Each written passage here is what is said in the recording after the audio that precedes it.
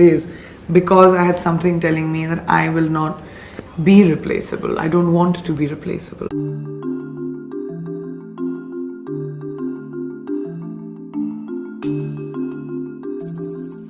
I don't want to have a label. I want to have a legacy. I want to be known as someone who has goals and achieves them, and whatever they might be, wherever they might be. I want to be limitless. I want to break stereotypes. I want to go where no man or woman has gone before. And it might be a scary path, and it might be a path that no one's taken, but at least it'll be just mine.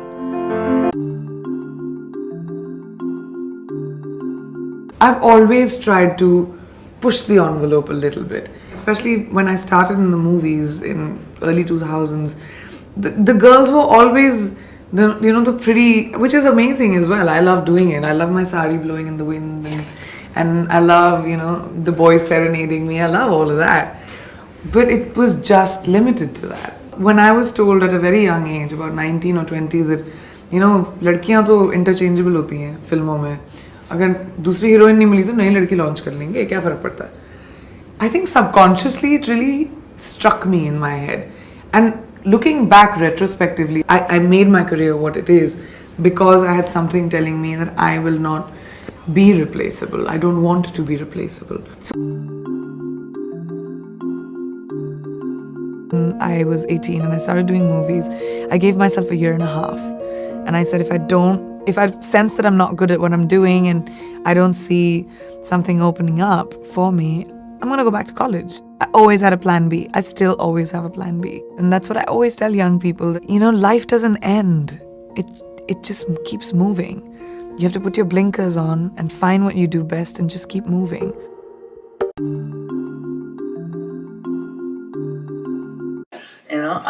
Which is a different, who would debut as a villain? It's my first debut will be a villain, an antagonist. But to me, that strikes me as exciting. I don't like being conventional. How do you become other people? See, my process is very different. It's not at all about me, like Priyanka. It's completely about the character that I will create. I have to know her like my best friend. I do so much prep work in terms of who she is that whenever I have to do a scene, I know exactly how that person would react. It doesn't have to be me at all.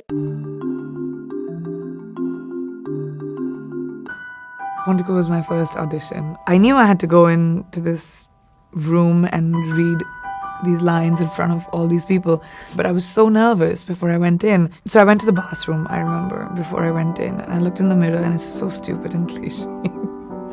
But I talked to myself and I said, what's wrong with you?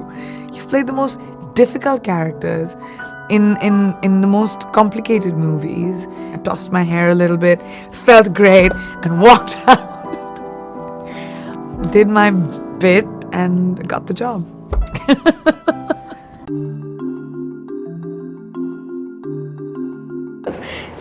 Mary Kom is of course helmed by you. This is on your shoulders. But the films you've done, apart from, let's say, Sat Khoon Maaf in 2011 or Barfi more recently, have been very much in that kind of glamour space. The Zanjeer, the Teri Meri Kahani, even Krish 3. I mean, you are essentially supporting the hero's narrative.